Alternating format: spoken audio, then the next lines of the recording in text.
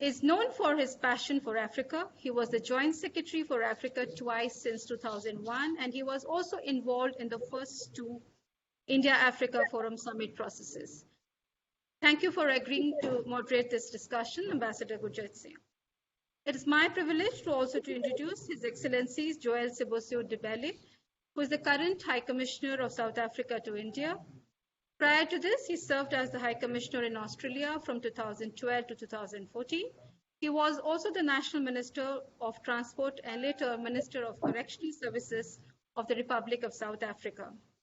He served as also the National Executive of the African National Congress from 1991 to 2016. Welcome, Your Excellency, to this webinar. Thank you. It's also my pleasure to introduce Her Excellency, Ms. Dinah Akello, who is the High Commissioner of Uganda to India. Prior to this, she worked as Ambassador of Uganda in the Republic of Italy.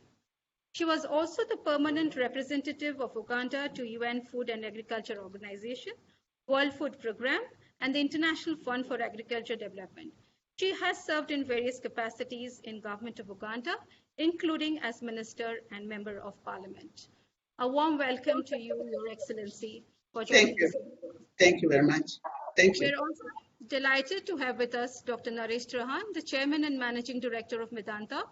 He is a world-renowned cardiovascular and cardiothoracic surgeon. He has been awarded the highly prestigious Padma Bhushan and Padma Shri by the Government of India. Dr. Trehan has over 48,000 successful open-heart surgeries to his credit and is the driving force behind the one-of-its-kind hospital. It's also my pleasure to introduce Mr. Vibhu Talwar, who has served as the Group Managing Director of Moolchand Healthcare Group since 2002 and has played a pivotal role in its transformation. He is viewed to be a leader in the healthcare service space in India. Thank you so much for joining us in this webinar, Mr. Talwar. It is also my pleasure to introduce Dr. Mukesh Kumar, who is currently the Scientist G and Head International Health Division, Indian Council of Medical Research for Coordination and Evaluation of International Cooperation in Biomedical Sciences and Health Research between India and many countries, and also made significant contribution in his earlier role as the Director of Indo-French Center for the Promotion of Advanced Research. Thank you for joining us in this webinar, Dr. Kumar. I'll also contribute to this panel as a discussant at the end. I'm also thankful to DG ICWA for presiding this discussion. Before I request Ambassador Gurjit Singh to conduct the proceedings, there's a few housekeeping rules for our participants who are watching us. All our participants can ask questions live by logging into the chat guest option at the bottom of the page. You can type your name and then accept the terms and conditions, and then you can start chatting and typing your questions. The moderator will try and take all the questions, which our panelists will respond to you in the Q&A session. And please keep your questions brief. Now, I would like to invite Ambassador Gurjit Singh to conduct the proceeding. Over to you, sir. Thank you, Dr. Ray, for your most gracious remarks. Excellencies, doctors, ladies and gentlemen, wish you all for Africa Day. On this day, we not only commemorate Africa working for itself, but we also celebrate the India-Africa partnership. And this year, given the context, we are specifically focusing on the health sector. Actually, this year, the theme of Africa Day is silencing the guns. But I think last year's theme, a healthy life, is perhaps still very relevant. I think we need to continue to work on that. The health cooperation is a very important part of the India-Africa partnership, but it has been a kind of an understated partnership. We have a $10 million health fund announced at the third India-Africa Summit in 2015. We have the Pan-African e-network project, which had a strong telemedicine component. It has now been followed by the e-Arogya Bharati. We also have the India-Africa Health Sciences Portal partnership, which you will also hear about. And we have had the Indian government donating CT scan machines, dialysis machines, Abatrons for cancer treatment to several places in Africa. Besides this, more recently, I think the government of India has sent medicines and equipment, including hydrochloroquine, to 25 African countries after Prime Minister Modi had spoken to the chair of the African Union, the President of South Africa, the President of Uganda, the Prime Minister of Ethiopia, among others, while the Minister for External Affairs spoke to his counterparts in very many African countries. India-Africa Health Partnership is actually multifaceted and comprehensive. The most important part is the export of pharmaceuticals, almost $3 billion a year, and it is the second largest export from India to Africa after refined petroleum products.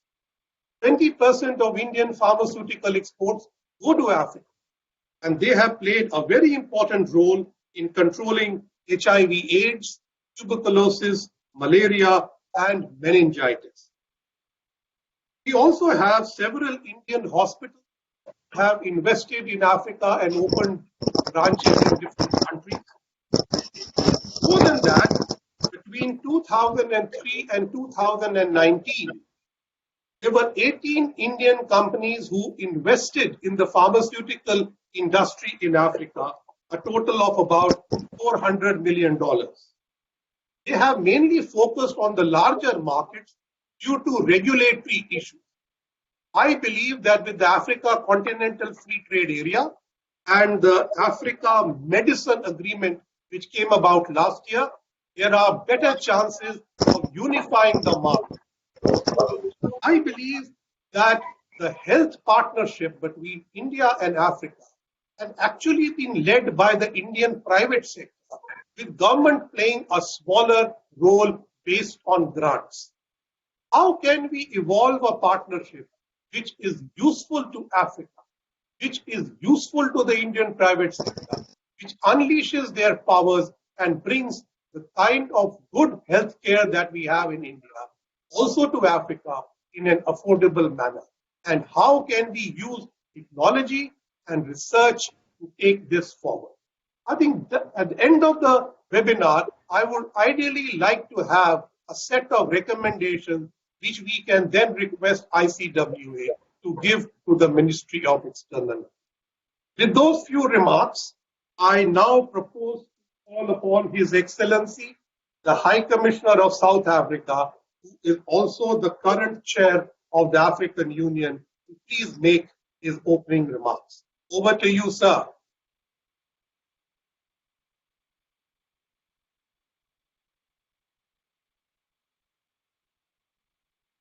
The High Commissioner of South Africa. We have lost him, so we can go to the second speaker. Go ahead.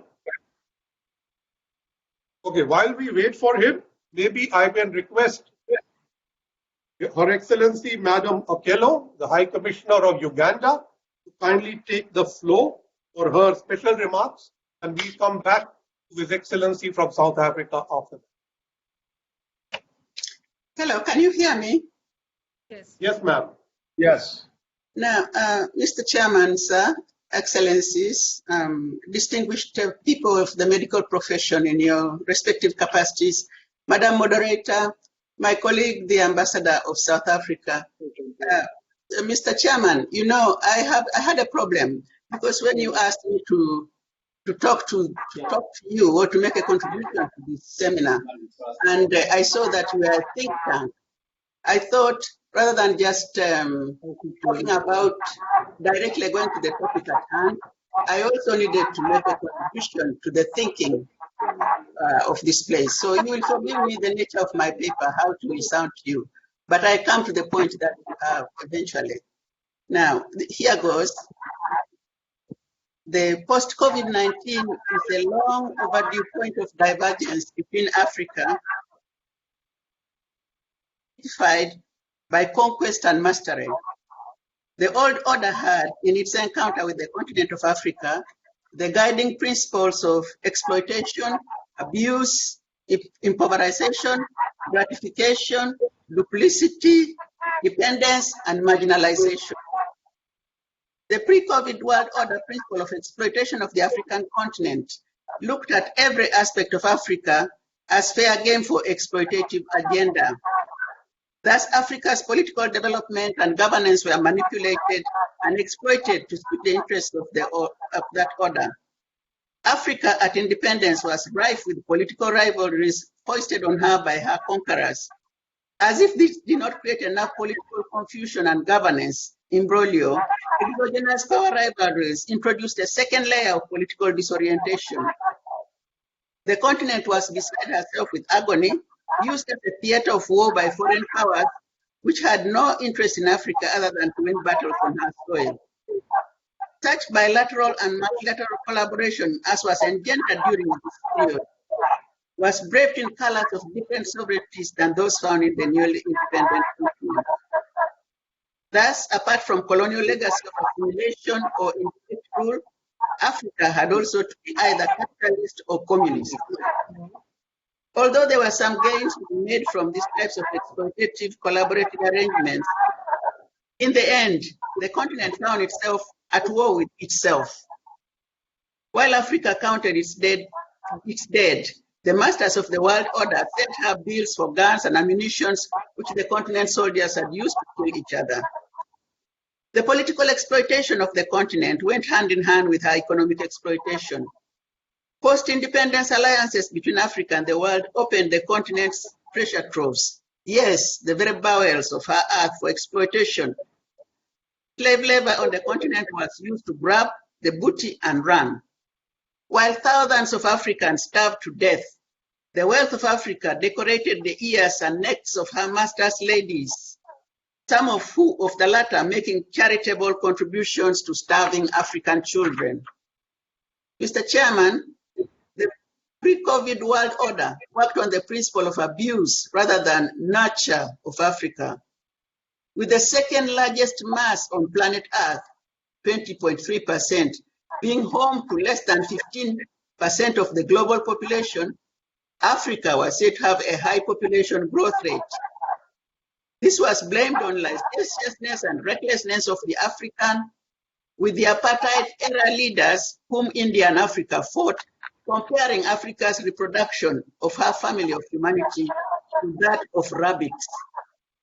While millions of the continent's children were daily slaughtered by simple diseases like malaria, measles, diarrhea, cough, and other respiratory infections, the world order shepherded Africa to family planning. African mothers died in their hundreds of thousands from the natural act of giving birth, but were blamed rather than assisted to have normal deliveries. The pre-COVID relationship, Mr. Chairman, abused rather than nurtured Africa. The vast scientific knowledge that existed in all the science laboratories has not to date produced a single vaccine against malaria. Evidence of the lack of interest in stemming the hemorrhage of African children is available for all to see. Mosquito-treated nets are on sale, and some are even distributed at free cost in Africa. The impoverization of pre-Africa COVID, pre-COVID Africa was reflected in the international economic order, in which production from the continent was of a peasant mode, typified by low technology use everywhere, Mr. Chairman, except in the lucrative extractive industry, such as mining, where modern technologies were used to dig out Africa's gold and diamonds and other such high-value minerals by economic agents of the warped global order. Meanwhile, for Africans, hand-hoe cultivation with no fertilizer or pesticide use in order to produce organic foods was highly recommended. The African farmer was much encouraged to do so by the slightly higher price which was paid for these products. Africa produced tea, beans, maize, coffee, and such crops, but the value was undermined by the international supply and demand. It is therefore very little wonder that Africa accounted for only 2% of global trade.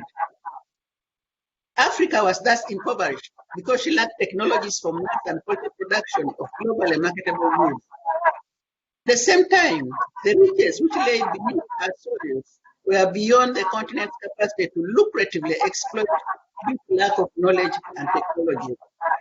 It was this nest of riches, Mr. Chairman, which Africa had guarded for thousands of years, which the pre-COVID global order wanted to grab from her.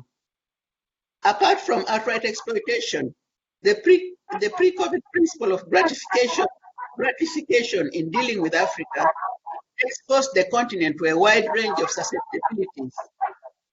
The principle of gratification in relation to gains made from industry, including farming, led to the warming of the planet. Africa suffered the worst effects of the warming planet caused by actions of the very order which had exploited and abused her and her resources. The continent has had extreme weather events, including long spells of drought, floods, rising temperatures, unpredictable rain patterns, etc. Africa's mountains are broken from the main massif and have buried some of our people in their sleep. The Kilimanjaro in Tanzania has started to lose its white cap, while Africa's lakes and rivers have swelled up and swallowed villages and developments along the shores. In this lethal duel, Madam, you have 1 minute. I'll get there. Between nature and humanity, Africa is blamed for poor farming practices, for harvesting her forests, for building too near the waters, etc., etc. So, Mr. Chairman, an exploited, abused, and impoverished Africa was driven to the degradation of dependence on the very masters of our crippled state. And the duplicity which accompanied this was made clear in the extermination of those of our leaders who cried foul. So, Mr. Chairman, you ask me now to talk about priorities and prospects for India post-COVID cooperation. I have chosen to answer the question by pointing out what painful memories Africa is carrying on her back. Therefore, for our relations, I dare say that Africa calls for the following principles: friendship rather than mastery, collaboration with resources rather than exploitation, nurture rather than abuse, natural enrichment rather than impoverishment, and sustainability rather than gratification. For India, Africa's sister, who has walked many miles with the continent, crossed many seas together with her, and who has fought against the very principles that I've talked about above. The post-COVID period is a doorway to the blossoming of political and socio-economic growth and prosperity.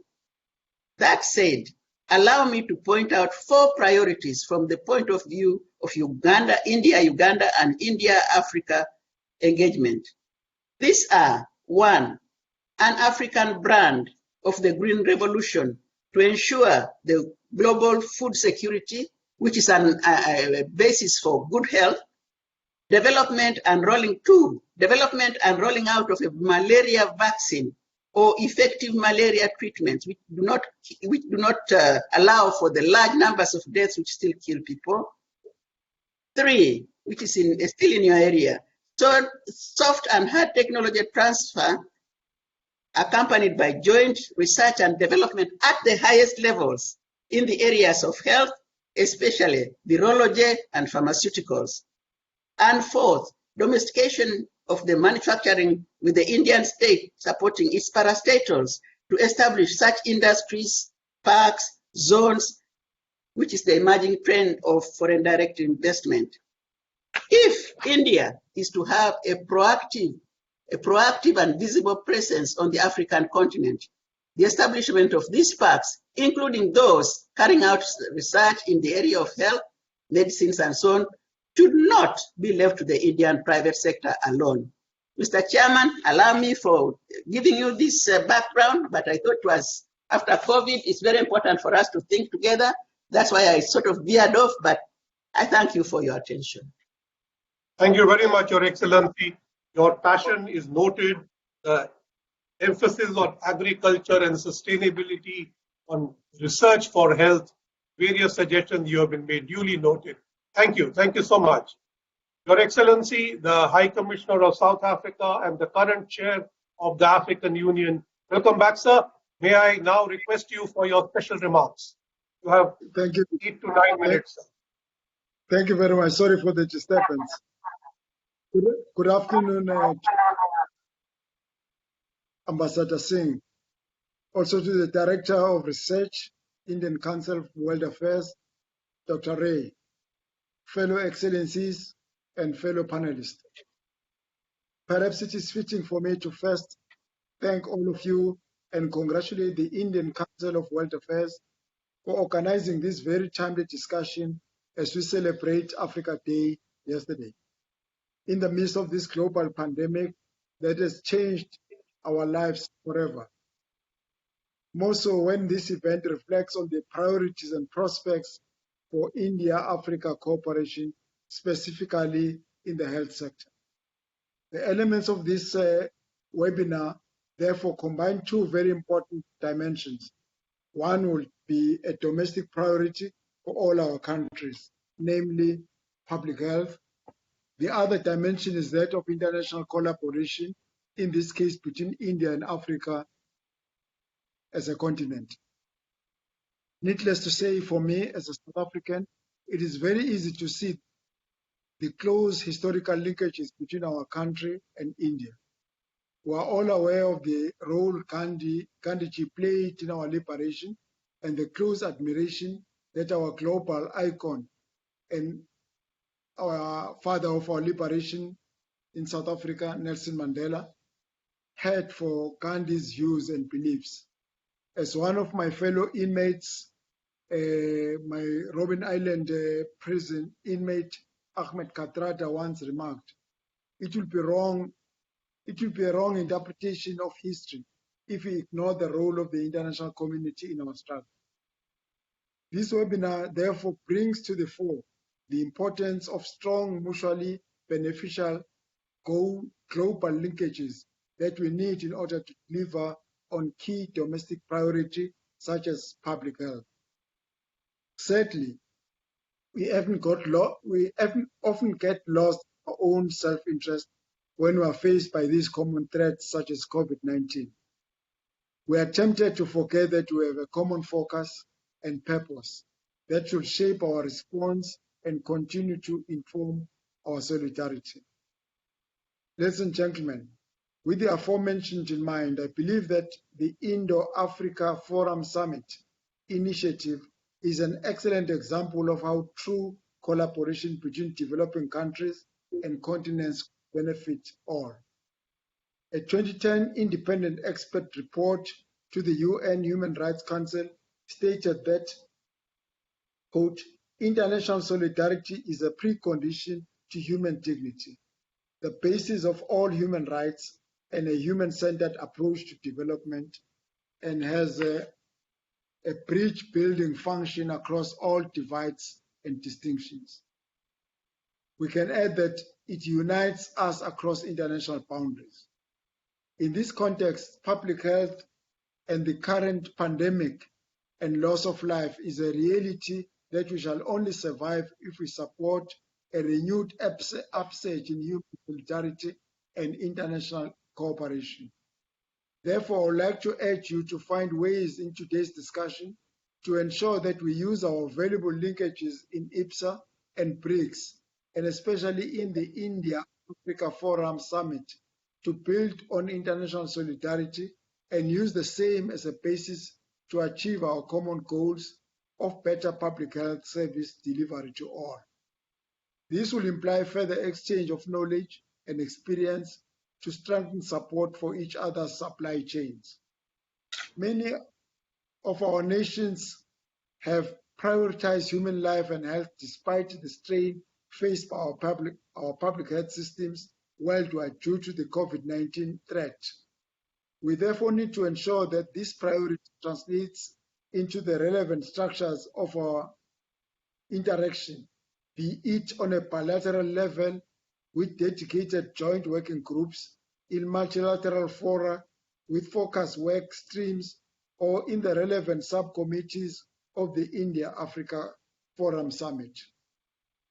In conclusion, I would like to therefore again state that COVID-19 has provided us with an opportunity to prioritize close cooperation in the global health sector in order to create the necessary health architecture that will be completely all-inclusive for everyone. These sentiments were also cited by the President of the African Union Commission, Musa Faki Mahamat, during the virtual summit on the Non-Aligned Movement on 4th of May 2020, when he stated, and I quote, "We must organize another chain, the chain of solidarity, to help with equipment and pharmaceutical products to the poorest," close quote. Therefore, as Africa, we need to utilize this opportunity for joint ventures, for capacity building, for a renewed focus on developing a pharmaceutical and medical supply industries while deepening collaboration with global partners such as India. I wish you a very successful conference. Thank you. Thank you very much, Your Excellency. And we wish South Africa the very best in its chairmanship of the African Union at this most difficult and challenging time. Thank you. Thank you very much. It is very challenging. The collaboration between India and Africa is actually so intense and unique. So many things happen which we often don't know about. I'm sure some of you heard of the solar mamas trained by the Barefoot College. And you know, in 4 of the barefoot centers in Africa, in Burkina Faso, Senegal, Sierra Leone, and Madagascar, these solar mamas are today actually stitching masks and suits so that they can be used by people fighting COVID. I find this quite unique that you start with one idea and the people who are trained at the grassroots level actually become useful to their countries at a time like this in a different way. Now, I have the great pleasure in inviting Dr. Naresh Trehan, one of the most eminent doctors and the person who set up this great hospital, the Medanta. Please address us, sir. I look forward to your remarks. Thank you. Good evening, Your Excellencies and my fellow panelists. The stage has been set quite well by our eminent ambassadors who are here on the panel, who have said few things which actually ring a bell for India also. So much of the history that you have been through and the scars that you bear from exploitation and repeated invasions and rulings of other countries, India has had its share of it also. So we very much share that exploitation and plundering that India went through too. So since 1947, it's now almost 75 years, India has made certain strides which actually have brought it to the anvil of being one of the major nations, or, you know, I don't like the word powerful because powerful is all in your head. It doesn't mean military is powerful. I think soul is powerful. So India truly represents a very important and powerful sort of nation sitting in the middle of the world where East and West really have to do a lot of work together. So our similarity in demographics, in our economic layering is not too different from Africa. It may be a little different in proportion, but the same biases, the same clusters, the same kind of disparity between the rich and the poor exists in India also, like it does in your countries. So having said that, it's time to look forward. So personally, I find that I've been to Uganda, Rwanda, and Kenya. So Kenya was the first step we took. Your President Museveni, and his wife have been visiting our hospital, and I came like 1% close to, or 99% close to building a hospital in Uganda, in Kampala, but somehow it didn't happen. But anyway, that's history. You and I should talk about one day, and maybe whenever you speak to the president, we should talk about it again. So what happened to India? My history, if I related to that, I left the country in 1968. in frustration. I went to a medical college where we were treating patients with mitral stenosis. They were dying in front of us. We were working day and night trying to save them. But we did not have the means to save them. But we also were aware of the fact that those means have been created in countries like US and Europe. So in that frustration, I went to the US, learned whatever I had to learn, and then came back. And I came back in 1988 as a cardiac surgeon, established the Scots Heart Institute, and then I did in all right, trained hundreds of doctors, hundreds of cardiologists, surgeons, and today we have a very robust cardiac system in this country. We are as good or better than anybody in the world. So I repeat this history not to show off, but to tell you how in a period of 30 years, you can actually change the face of medicine in a given country. So that's where I had gone to Kenya, and some of my associates had established a medical center there. I studied it. We had many meetings, and it became very apparent that Africa, the countries that I'm talking about, South Africa is a little different in its development of medicine, but the East African countries were about 20 years behind or where we were 20 years ago in their medical system. You're suffering the same dual burden, the burden of the infective diseases which have not gone away completely, and then the lifestyle diseases or non-communicable diseases, as we popularly call them, are also on the rise. We have the same problem in India. So it's a natural that with that kind of history, with that kind of demographics, with that kind of family life, I mean, that bonding that you people have, we also have. It's a natural that India and Africa should be the closest of allies in developing further. So if we stick to medicine itself, let me say what actually stopped things from happening. So you have the population, you have the economic strength now to afford a reasonably good quality of medicine. A lot of your people travel like the way they used to travel from India. You have a reservoir of great doctors around the world who are trained but did not come back to the country like it was happening in India 30 years ago. Same thing is happening here today. They are there wanting to come back, but the means don't exist to be able to practice their skill in large numbers in the country. So there are a few hospitals like the Aga Khan Hospital or some of the other government hospitals in Kenya, which are good. But then the opportunity given to hundreds of great doctors of Kenyan origin who are around the world who could come back and live in their countries very proudly and serve their countries do not have that opportunity because you don't have a robust private sector, because they would want to earn a decent living while returning from overseas. So how I found the solution was I built myself a hospital before I came back. That kind of heart institute or facility did not exist except in the government sector. All India Institute did exist. So I think that what is the impediment? The impediment is not brains. The impediment is not need. The impediment is that partnership that is required, which will do three things. It will provide the infrastructure, it will provide the finances, and it will provide the human capital required, because these are the three things that are required to create a successful medical system, and we have to find a starting point in each country.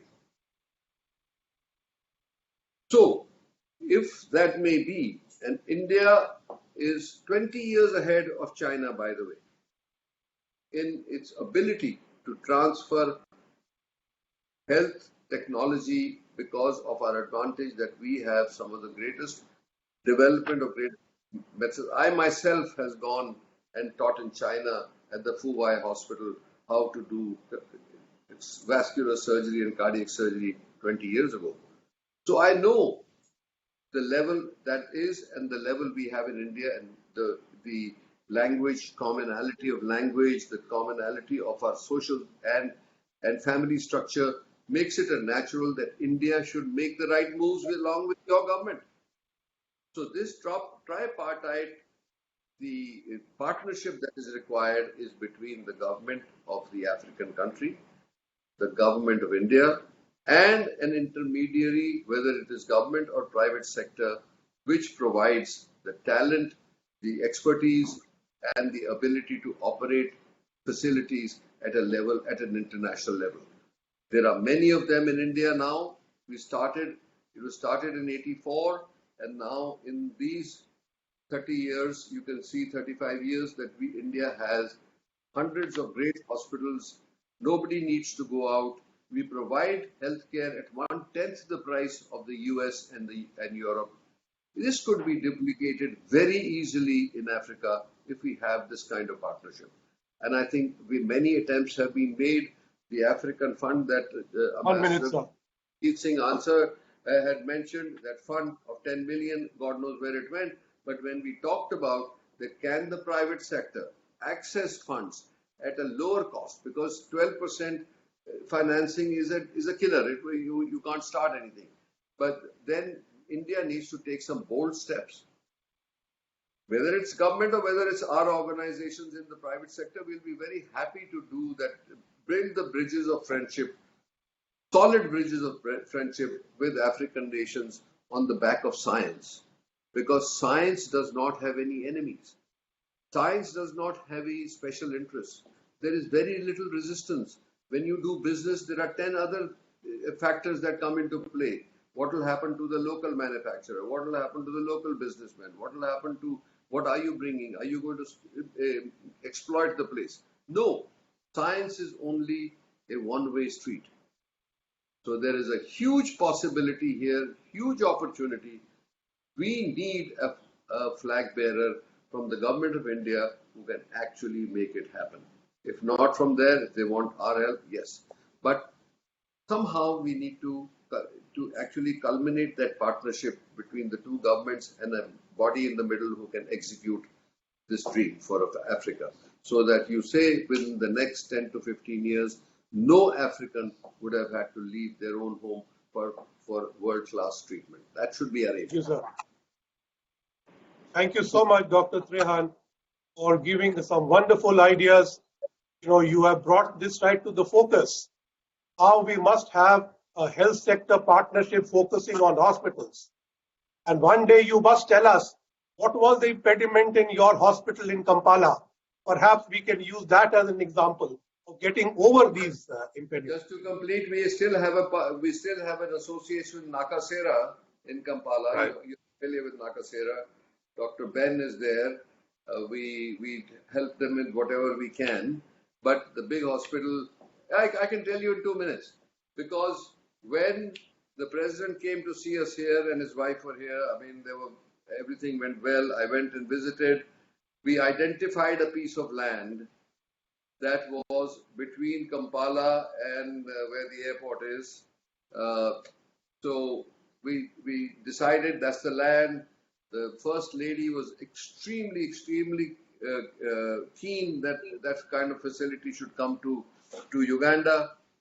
And we happily made the commitment of $25 million that we will build it ASAP.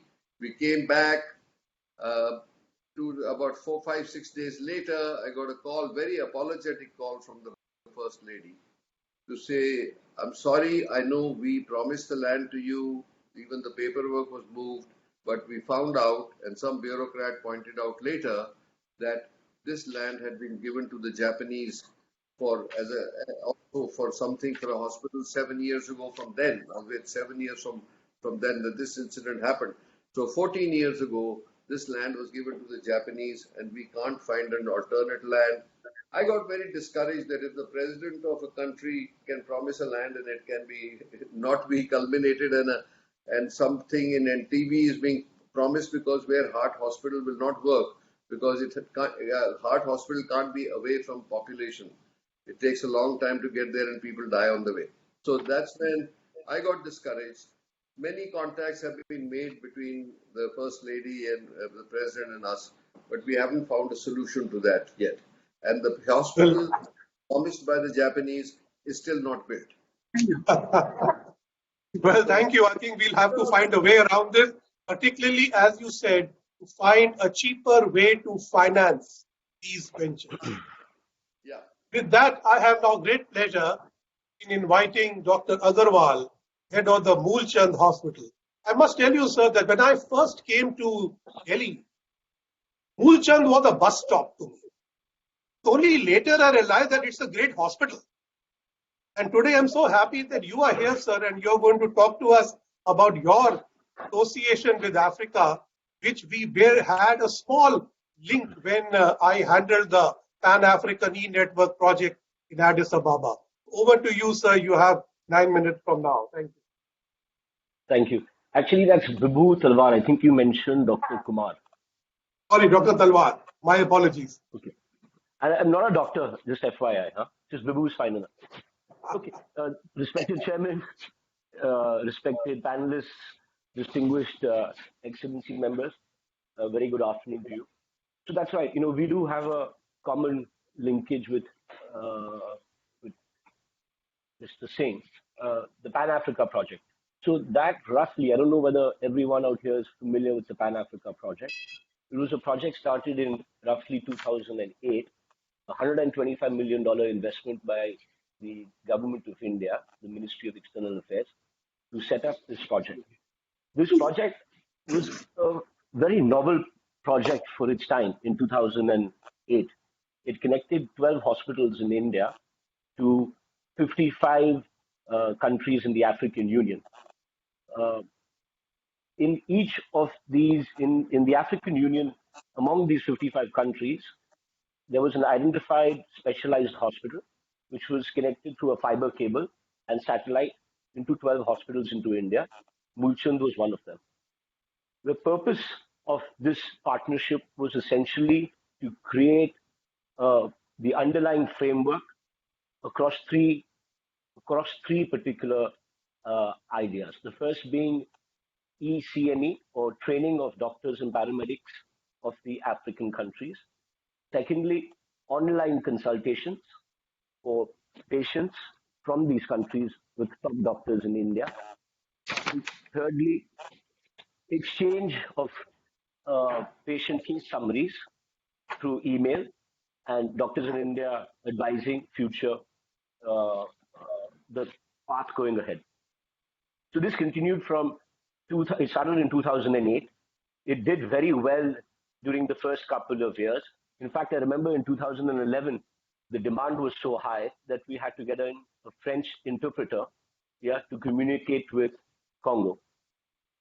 This continued till 2017. In 2017, this particular program came to an end. So what were the learnings from this particular program?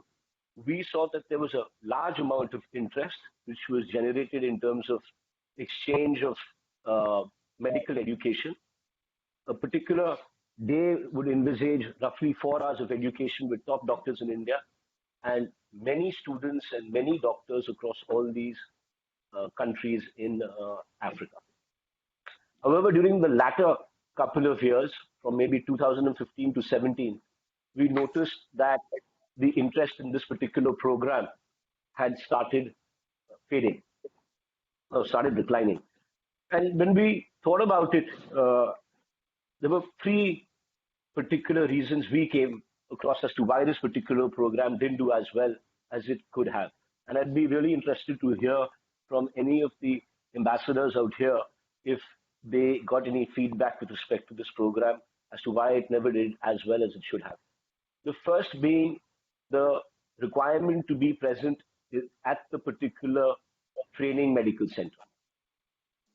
So this, because there was video conferencing, the doctors and the students had to be present at a particular university, and only at that particular university could they get exposure to this material. The second being was the response time. So doctors in Africa used to send in case summaries for their patients, but the response time in India would be anywhere between one to 3 days. and the slow response time might have contributed to the fact that this program wasn't aggressively continued with. And thirdly, there was an access issue. So what really happened is, I know we worked very closely with Lagos University in Nigeria, LUTH, and when I spoke to the concerned person, the coordinator at LUTH, he said he had a lot of people from Lagos, or a lot of doctors from Lagos who could access this particular university, but from the neighboring states like Kano and Abuja, the doctors were unable to make the distance, were unable to come to the particular university every day because of the distance. Having said that, I think in having been in the COVID situation for the last couple of months, I think India's come across some amazing technology. So I'll tell you some of the things which we've done in the last 2 or 3 months, which should be very helpful to the African countries. And I urge them to leverage the technology which is currently in India and what we've been using. The first thing is through a lot of cloud computing and a lot of social communication platforms, we've realized that our doctors who originally would meet physically for training every 2 weeks in our facilities now don't need to come to the facility. So we have facilities in Agra and outside Delhi where we train our doctors. We have a nursing school where we train our nurses. All of this is done through communication platforms. So that's one big change, which is online training, online education. The second change which we've noticed is, because we had a fair number of international visitors who used to come to the facility, who can't come any longer, we started doing, teleconsults. And the teleconsults have, through again, a lot of communication platforms like Zoom or Microsoft Teams has become a reality. So it used to be, in the single digits a couple of months ago, but now it's in the double and the triple digits. The third thing we realized is we started using a lot of technology with respect to cameras, whether there's facial recognition for our attendance systems or facial recognition for social distancing of our employees and customers. We started using a lot of robotics in our facility in terms of, cleaning places through robots rather than having physical people. So what I would urge, what I would urge as one of the recommendations would be, is that we can continue with the Pan-Africa project without significant investment from the Ministry of External Affairs. Our understanding is that this project did help the African countries. We should try and restart it as the investment is minimum and the new normal is online. Thank you.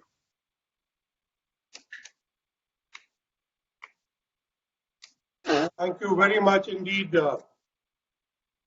Vibhu Talwar. You have very succinctly pointed out use of technology and how that is so relevant today. And I was fortunate to have been the co-chair of the implementing committee of the Pan-African e-Network project. And I remember the enthusiasm on all sides to do tele-education, telemedicine, and the challenge was always technology. And today, as you are pointing out, the technology has grown bigger, but the passion for doing it seems to have diminished. So I think somewhere we need to bring the passion back up to par to match the advances in technology and find out how we can use the ideas you have given to have more effective telemedicine consultation. I was happy to learn that the Ministry of External Affairs had actually conducted EITech courses on how to deal with the pandemic with African hospitals in the last month, and they are going to continue this. I think this is a useful way of doing what is called continuing medical education. But I think what you have suggested is more valuable, how you can actually sync partnerships using telemedicine. And I'm sure that we will be able to work on this in the future.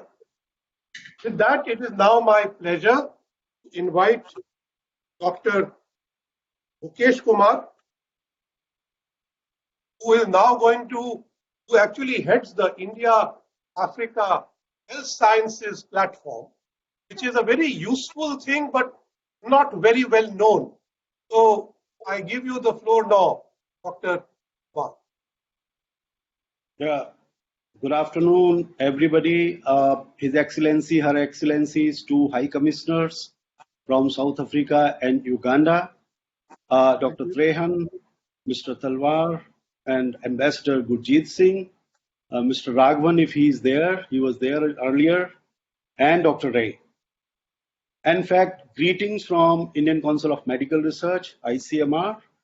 And as I have already been introduced, I am Mukesh Kumar, working there as the head of international department.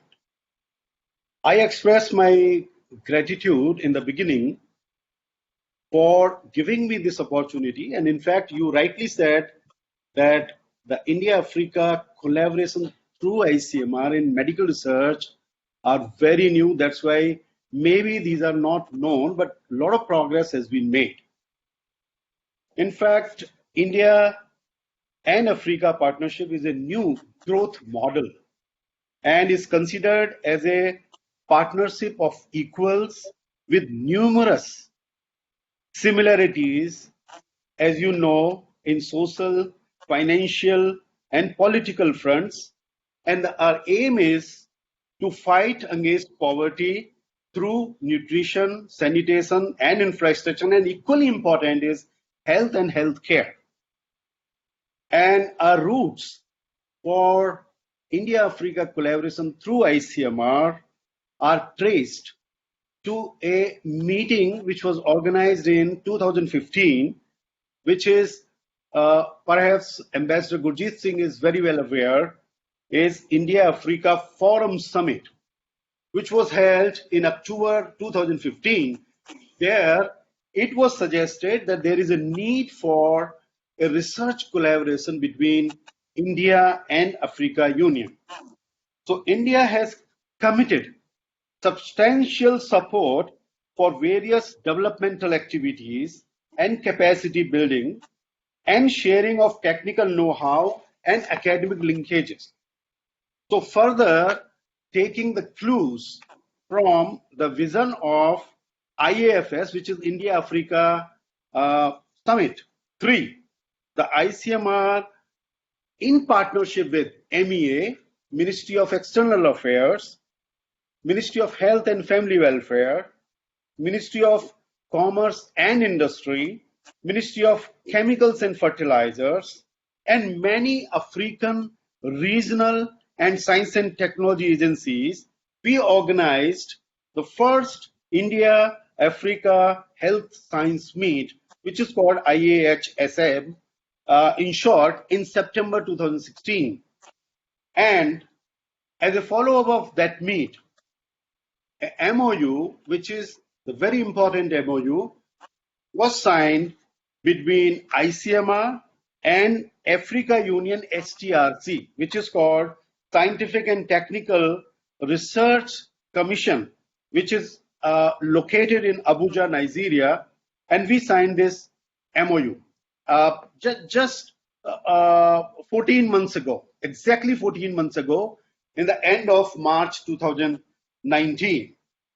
And there, and in fact, this was attended by, the ceremony was attended by lots of many representatives from different High Commission member state of Africa Union. Many High Commissioners also witnessed that ceremony. And three areas which were identified after working on this MOU, these were HIV/AIDS, TB, and cancer.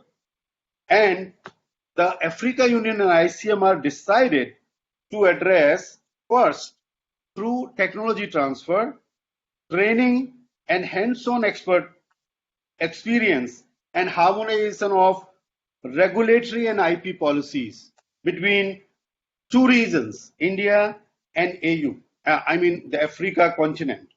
So it was discussed that these training courses will be available annually and will be implemented through the network of ICMR institute. As you know, we have 26 institutes of ICMR located all over the country. So AUSTRC, which is the signing partner of this MOU in Africa Union, has informed the priorities of pan-African countries and institutions, and based on that, there are certain training programs which have been developed. And as I said in the beginning, that we decided to have training courses for health professionals, researchers, regulators, and industry staff. And so far, in last year, after signing of this MOU in March 2019, there were 7 such courses which were prioritized by Africa Union, were organized in India. 7 courses till December. And we are ready with the next batch of courses, which are 8 in numbers. 8 courses will be organized here in India in 2020.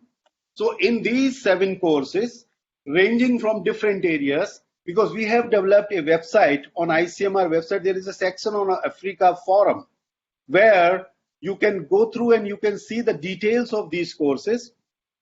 In summary, I would say that there were lots of applications. There were 428 applications were there. These were received by Africa Union when they launched the call for 7 courses in 2019. And 121 candidates were selected, and only 95, not 121, but 95 candidates from different countries of Africa Union. These were 26 in number. So 95 candidates, 95 researchers, or paramedics, or the industry partners, those who were interested in doing trainings in India, they came and undergone these trainings in India in different institutes of ICMR. Now, the selection of these courses was a very, streamlined manner. There were 2 steps. One was the admin check, which was done. So why I'm trying to say that, because the selection process was also that much transparent that the AU, the Africa Union, the ICMR, as well as the host institutions in India, all were involved in those. The High Commissioner of Uganda said in her remark that there is a need for high-end R&D in health sciences and health research. In fact, these were the courses, like for example, if I give you an example of one course, the basic molecular biology techniques relevant to cancer research. This was one course. Another course was, for example, the principles of practice of epidemiology, public health surveillance, outbreak investigation and response. So I'm just giving you examples of 2 courses. These were very, quite specific or specialized courses which were organized and attended by 26 country representatives from Africa Union. And the one more call which we did earlier this year, and in February we did, and this is for 8 courses, and we are in the process of finalizing the name selection of these people. And the idea is to have at least 400 plus trainees in Africa Union in different African countries in first 3 years. 100 we have done that. 200 we are targeting for 2020, and some more. So the agreement is basically for 3 years, but it is extendable. Now we are coming up with a new mode of collaboration, which is in the form of research collaboration. After having done that, now new guidelines for RFA, research for applications. These are research projects, so 3 years of duration. So we are in the process of finalizing with AUSTRC that we will be launching a call, and these research projects will be implemented through a joint scheme called ICMR AUSTRC Research Grant Scheme. So we are setting some funds aside to meet the financial commitment of these projects, and for which, in fact, the cooperation we are getting from MEA is excellent cooperation, because the MEA is very much partnering with this program of ICMR. So our idea is, in first call, at least 4 projects we are going to select for 3 years. And we have already decided that how the money is going to be transferred. And very recently, just 25 days ago, we have received a request from Africa Union that they have a request from member states that COVID-19 related research should also be taken up in this research collaborative program and the scheme. So given the global health crisis posed by COVID-19 pandemic, research efforts towards understanding... Kumar, 1 minute, please. Okay, so we have decided that for the preparedness, response and management, the COVID-19 area has been included, and the call will be launched very soon. So because I have only 1 minute, so I would say that cooperation is set up to leverage resources through innovative, interdisciplinary and multi-sectoral diversities and partnership through ICMR AU collaboration. So it is also suggested to have training of trainers. This is a T3 course where we would like to train the trainers, and they can go back to their own countries from where they are coming, and they can subsequently develop capacity there by training more people. So thank you very much. With this, I'm thankful to the organizers once again. Thank you, Dr. Kumar, for a very interesting thing, telling us so many things which are now happening, bringing us up to date with the health sciences platform. We wish you more strength. I know that you have brought passion into this. Without passion, these programs don't work. So my compliments to you. Keep it up, and I'm sure it will succeed. I now have the honor to invite Dr. Nivedita Ray, Director Research at ICWA, make her comments. Dr. Ray.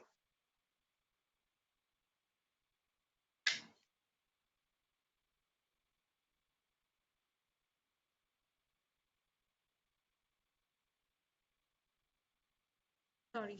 Thank you, Chair. After listening to all the panelists, as a discussant, my job is to primarily highlight, starting from the discussion where you started with saying that health component remains one of the significant aspects of India's Africa Development Cooperation, and several initiatives are being taken by India in various ways, both in the levels of at the African Union level, at the continental level, and at the bilateral level. And there are various instruments in place mechanisms and instruments that have already been placed in order to make this development cooperation effective. For example, our ITech cooperation, which provides capacity building. And then we have the line of credits, which goes on to deliver to the needs of the African countries' needs in terms of their requirements, from ranging from medical equipments, drugs, as well as many other diagnostic help that they require. So given the kind of mechanisms that are already in place, now it's important, giving the COVID-19 situation into the context, what is the areas that the partnership need to look forward. One sector which I think India and Africa has not been providing much more attention to is the regional framework of cooperation. And the COVID-19 situation has somewhat given us this, brought to the fore certain examples how we can actually look at the regional mechanisms that are already in place in Africa, and will it be possible that India also supports these regional networks that are already in place in order to support the healthcare needs of the people? I would just highlight in the COVID-19 crisis how the regional networks have been leveraged to respond to this crisis, and to see that whether there is a learning examples which India can also learn from these regional networks, while also supporting these regional initiatives in terms of strengthening their needs in terms of responding to certain health crises that we have seen recently. I would just wanted, given the experience that Africa has in terms of the infectious diseases and other, in case of Ebola as well as HIV/AIDS, we have seen that regional coordination and collaboration has become very effective in terms of responding. And 2 or 3 regional mechanisms I would like to highlight in order to show how, even during the coronavirus, these 3 mechanisms have to put in place. One is the Regional Disease Surveillance Systems Enhancement Program, which is it's a $670 million operation project, which covers some 16 countries of West and Central Africa, and in this coronavirus operations, we have seen that how it has been able to quickly mobilize some $193 million to help the 13 countries with the entry point of surveillance and reinforcing the laboratory testing capacity, and also trying to provide essential medical equipment materials in the time of need. So because this kind of regional networks was already placed during the Ebola crisis, and having responding to the Ebola in the last few years, the Regional Disease Surveillance System Enhancement Program, which is already there, has been able to respond to the coronavirus also very fastly. And similarly, if you look at in East Africa, I'll just highlight about the East Africa Public Health Laboratory Networking Project, which covers the Burundi, Kenya, Rwanda, Tanzania, and Uganda. And in their response to the coronavirus, we have seen this, how the state-of-art laboratories located— Dr. Ray, 1 minute.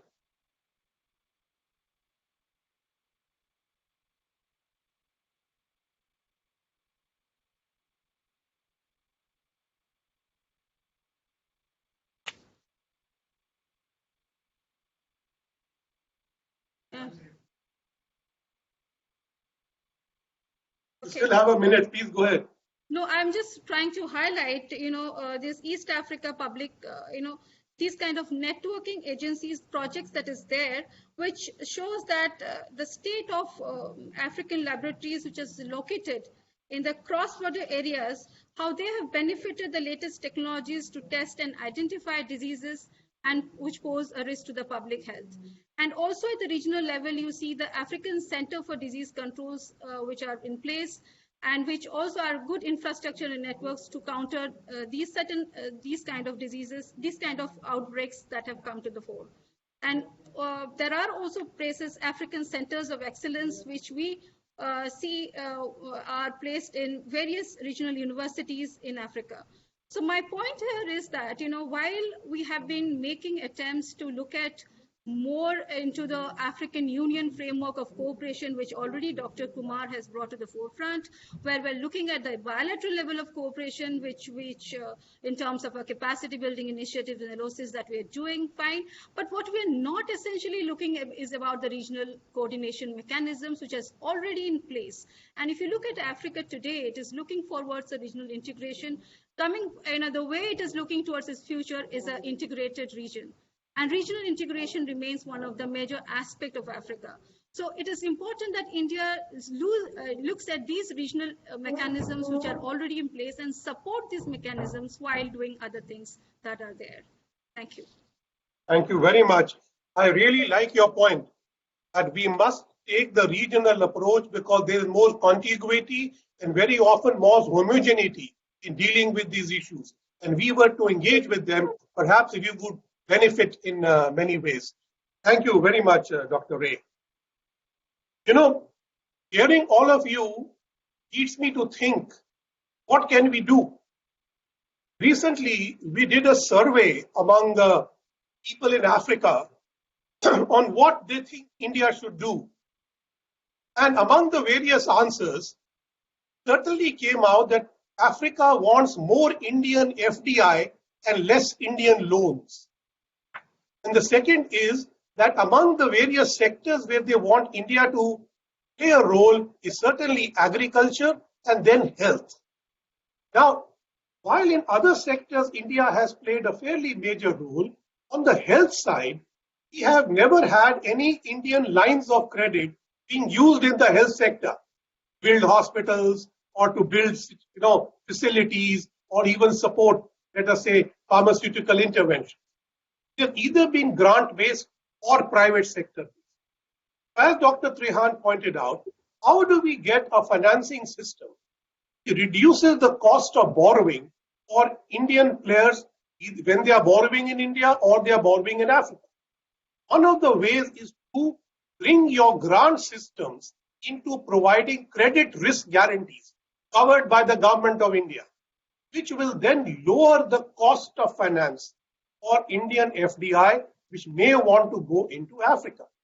But certainly, there, the role of the African government in ensuring land and other support will be critical.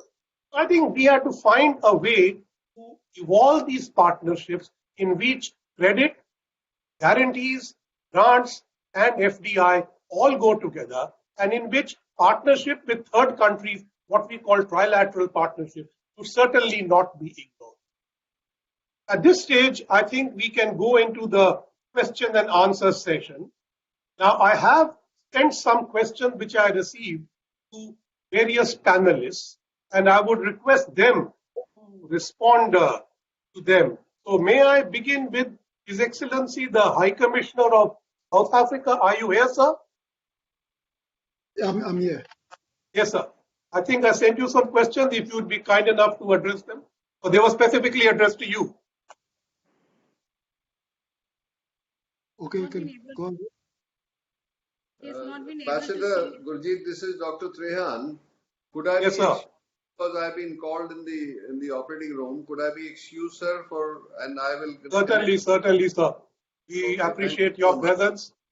Thank you for being here, and thank you for your participation. Excellencies and fellow panelists, we'll connect at another time, please. Thank you. Thank you.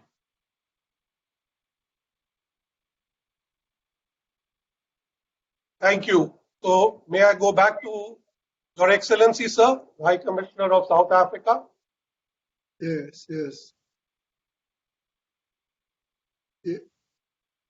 Yeah, you want to put a question, please? I think I sent you two questions. Did you get them? No. Okay. The first question is, what role do you see for multilateral groupings like BRICS and IPSA in combating the pandemic? In what ways India and Africa can cooperate in these? In your chat boxes, I've sent everybody some questions. Thank you very much. This pandemic has hit very hard on countries in the BRICS. Hello, can you hear me? Yes, we can. Please continue. Yes, and I think we are victims of this pandemic in a very big way, but also we are the countries that are most likely to produce an answer. The research in medicines, particularly in India, is quite advanced, and one should be looking forward to the cooperation, the joint research cooperation between South Africa, India, Brazil, producing an answer quite quickly in terms of the vaccine that will be able to mitigate this pandemic. The cooperation that already exists must be strengthened to accelerate the finding of the vaccine. Thank you, sir. Thank you very much indeed.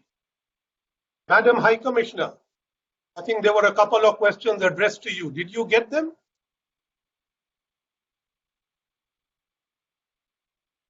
No, I can see the ones addressed to High Commissioner Ndebele, but I can't see any addressed to me. Could you read? Send me one. There is one for you here.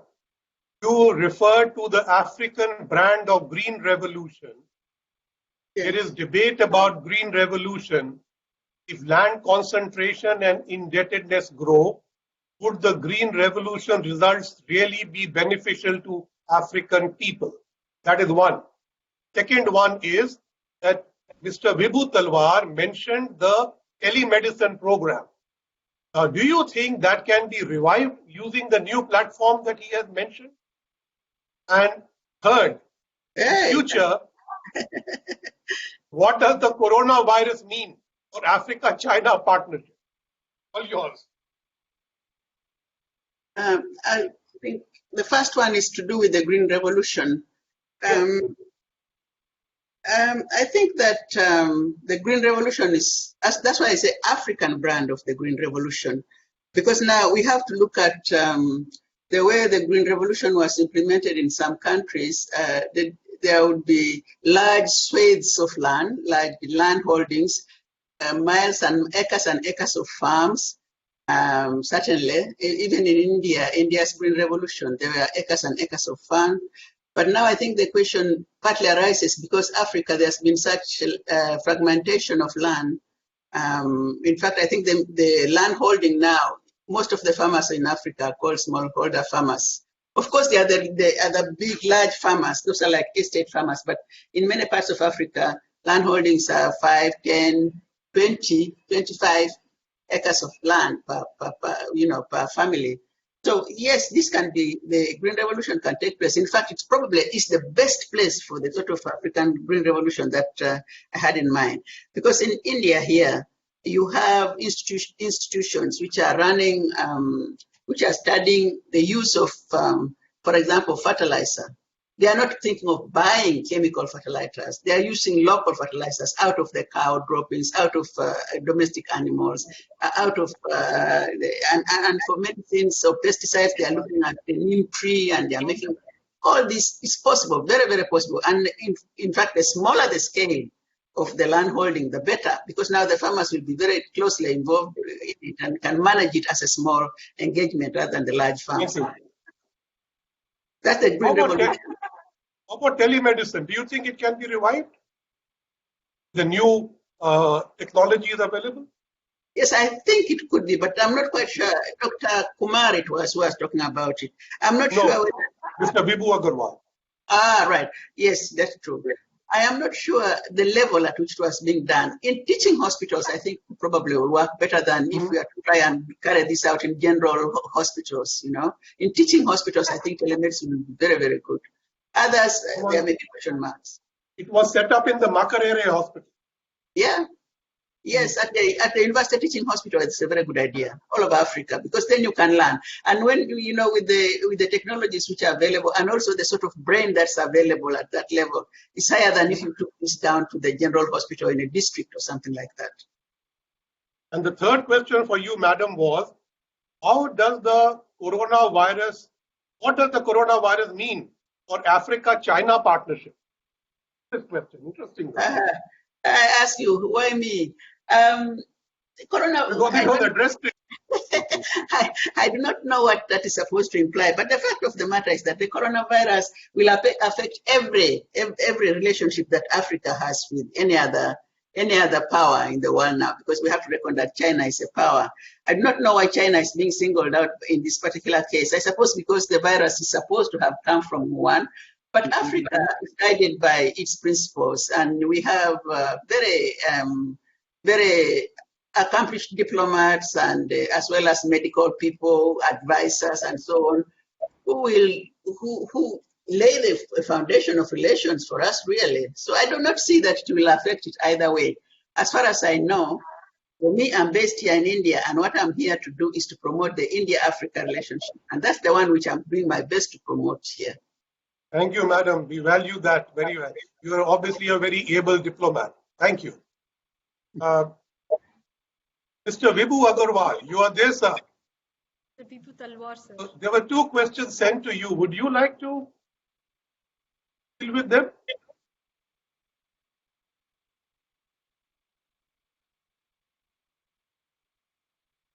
I didn't see anything addressed to me. No, I sent you two questions. You see them? I think if it, One is about, there's a question which says that in the COVID-19 pandemic, there must be renewed focus on finding solutions in traditional African healthcare knowledge systems. Is it leading to greater intra-Africa cooperation in medical field, or are they an impediment? What is your view on such move? Well, but to be honest, I haven't understood the question. What's the question again?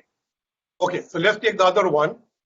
The medical facilities in Africa are not very developed, and various diseases keep coming up. And now you also have problems of locusts and drought.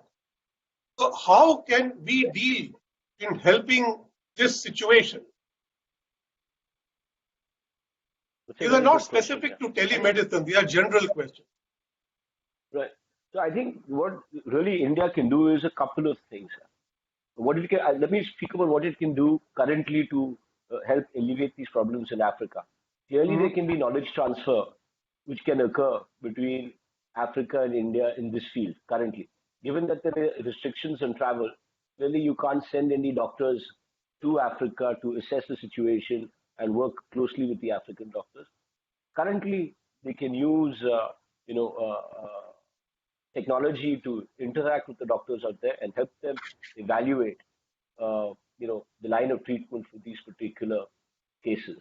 Also, I think the requirement for pharmacy or the requirement for pharmaceuticals to address these diseases is more important as well. Thank you very much. Can I say something about yes. collaboration about, I think these are all different things. It's as if to say Africa is suffering too many plagues. Now there is COVID, then there are locusts, then there is, I think we deal with one thing at a time. There's a very, very positive energy which can be got between Indian medical knowledge and also the knowledge that Africans have about some of their plants and herbs and roots and so on. This is an area which for a long time has been relegated to the dustbin, really, frankly speaking, because people tended to put a lot of value on the so-called conventional medicine, not realizing, and pharmaceuticals, not realizing that these pharmaceuticals come from, some of them anyway, many of them come from herbs and branches, of which Africans have a vast repertoire of knowledge. This is an area of collaboration which will be very to the benefit of both India and Africa.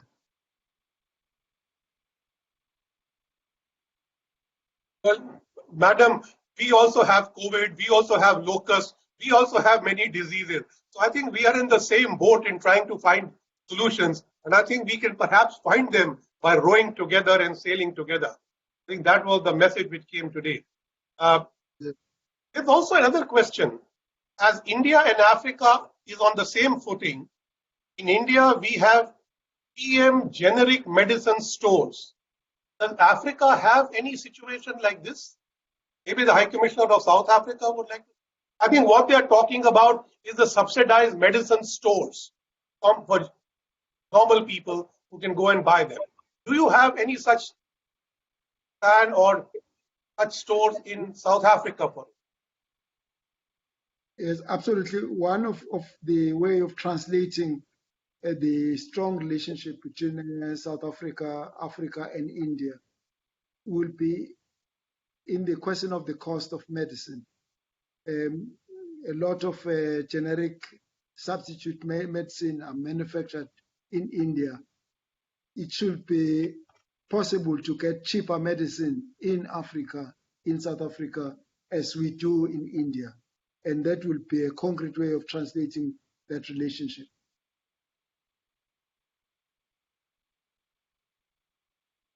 Thank you very much, sir. Dr. Mukesh Kumar. Yeah, I'm there. You have a question. Yes, sir. Yes. You have a question. Yeah. Uh, I can see the question from Sankalp Gurjar, that could you tell us what specific ways and on what issue areas India and Africa are conducting joint research? That's the question, I believe. Correct. Yes. Right. Okay. So the answer is that there are many common areas between Africa and India. And as you know that if we are going to fund a limited number of projects, all areas in communicable and non-communicable diseases cannot be, specified. So what we have done, we have recently worked for prioritization of the areas. So jointly, we have prioritized 3 areas, as I said in my talk, that HIV, tuberculosis and cancer, and COVID-19 has been added just a month ago. So the idea is to address, research questions jointly by Indian and African researchers, and maybe the research can lead to the disease-specific product development later on, which are Africa-led, Africa-centric, and Africa-specific. So as of now, these are the areas which have been highlighted or have been prioritized between Africa Union. And when I say Africa Union, means there is a consultation among all countries by Africa Union and India. Thank you. Thank you very much. I think with that, we can come to a close. And I would now request the vote of thanks. Yes, okay. Dr. Ray? Yeah.